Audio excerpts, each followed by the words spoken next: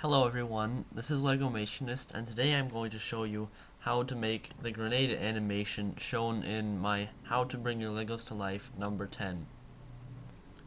In this tutorial, I'll show you how to do this animation by going through each of the frames I used.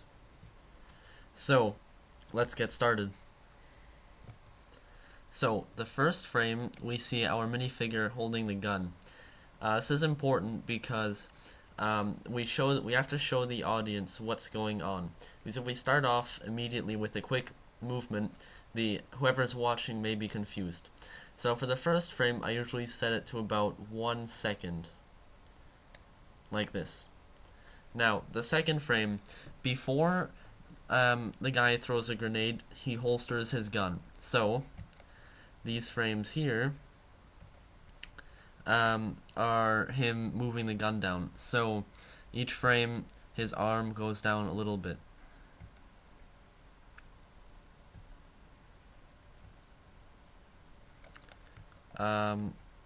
So at this point, you can see the change here.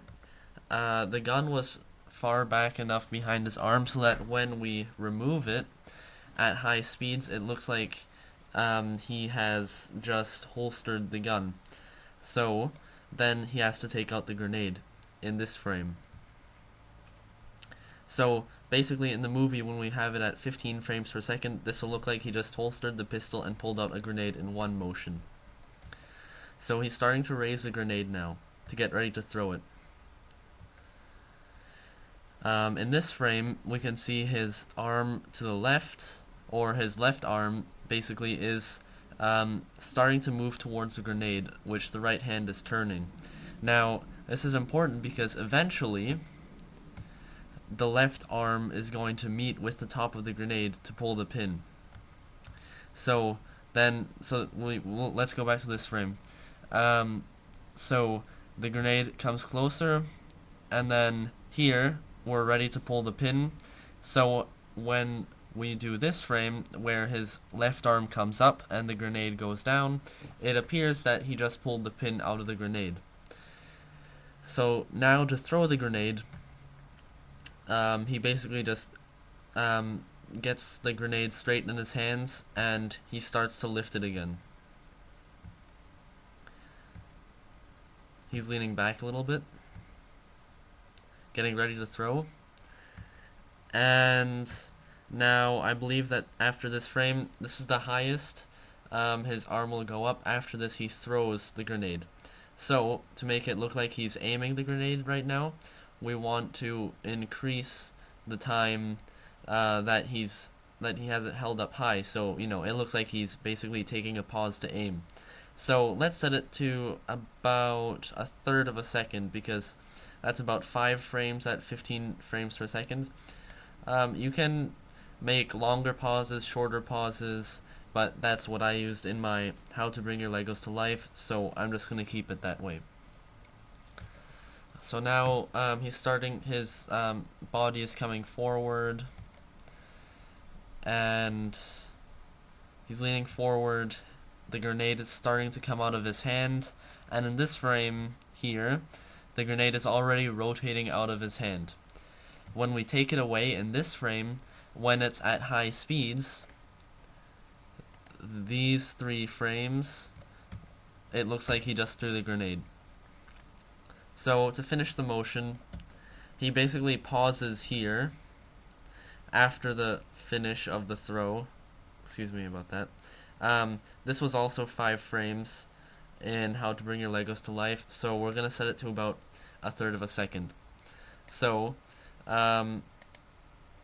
I don't know what happened here, but then he has to straighten out. This was a slower movement, so you can see the difference between frames is smaller.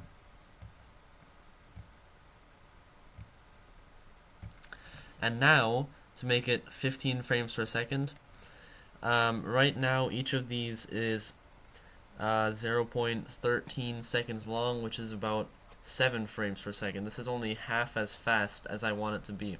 So we have to zoom the timeline in, and then all you do is click and drag every single frame back. If you're not doing it at 15 frames per second, what you can do is import the pictures into the toolbar that you want, select them, go to Tools, Options, and set the picture duration to whatever. But unfortunately, Windows Movie Maker only does down to 0.125 seconds automatically, so that's only 8 frames per second, which is much too slow for this stop motion here. Remember, I've been doing stop motion for a while, so you may... I started off around 2 frames per second. Right now I'm doing 15. I use Stop Motion Pro. You can get a free trial. I'll try to include a link in the description. So I'm going to finish this off and come back to you when it's at 15 frames per second. Alright, so I have set these picture durations, frame durations, to the minimum or maximum, the farthest down it will go, which is 0.07 seconds. That's the best we can do right now on this program. So let's take a look at it.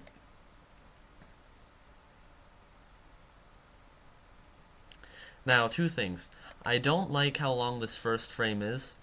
The reason why we would make it this long is if we have some sort of transition leading into this. So let's say I have my Legomationist title screen. I would want this to be longer so I can fit in a transition. So I'm just going to set it down, see how it looks now. And that's more like I want it.